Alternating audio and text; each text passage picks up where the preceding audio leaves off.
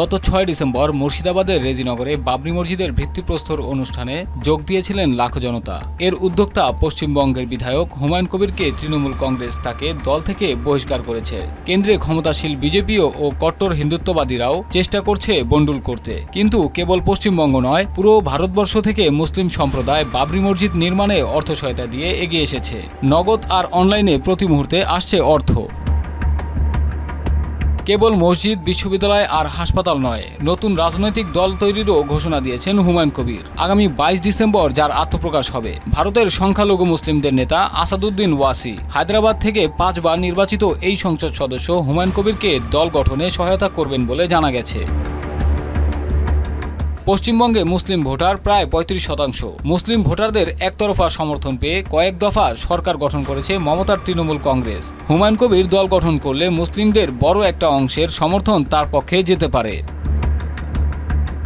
তৃণমূল নেতৃত্ব মনে করছে, মুর্শিদাবাদে উত্তেজনা ছড়ানোর পর সেই উত্তেজনাকে নির্বাচনের আগে গোটা রাজ্যে ছড়িয়ে হিন্দু মুসলিম মেরুকরণের মাধ্যমে বাড়তি হিন্দু ভোট টানাই বিজেপির লক্ষ্য। এ কাজে বিজেপিকে ভেতর থেকে সাহায্য করেছিলেন হুমায়ুন।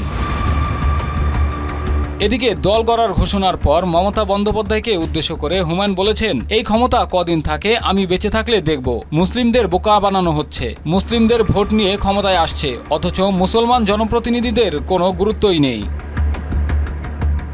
এখন অনেকের মধ্যে প্রশ্ন জেগেছে, কে এই হুমায়ুন? রেজিনগরের কংগ্রেস দল থেকে হুমায়ুনের রাজনীতিতে উত্থান। জেলা পরিষদ সদস্যও হয়েছিলেন তিনি। অধীর চৌধুরীর অনুগামী হিসেবেই পরিচিত ছিলেন। 2011 সালে রেজিনগর থেকে কংগ্রেসের টিকিটে বিধায়ক হন। 2012 সালের 20 নভেম্বর কংগ্রেস ছেড়ে তৃণমূলে যোগদান করেন হুমায়ুন কবির। সেবার বিধায়ক পদ থেকে ইস্তফাও দেন তিনি। প্রাণী সম্পদ বিকাশ দপ্তরের প্রতিমন্ত্রী হন।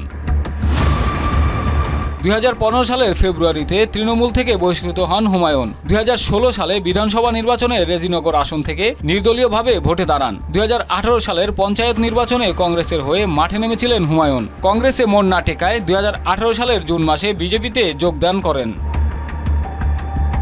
2019 সালে লোকসভা নির্বাচনে মুর্শিদাবাদ কেন্দ্র থেকে বিজেপির টিকিটে লড়েছেন হুমায়ুন। সেই বছর ডিসেম্বরে বিজেপির সঙ্গে সম্পর্ক ত্যাগ করে আবার যোগ দেন তৃণমূলে। 2021 সালে ভরতপুর বিধানসভা কেন্দ্রে তৃণমূল থেকে তাকে প্রার্থী করা হয়। কংগ্রেসকে হারিয়ে জেতেন হুমায়ুন।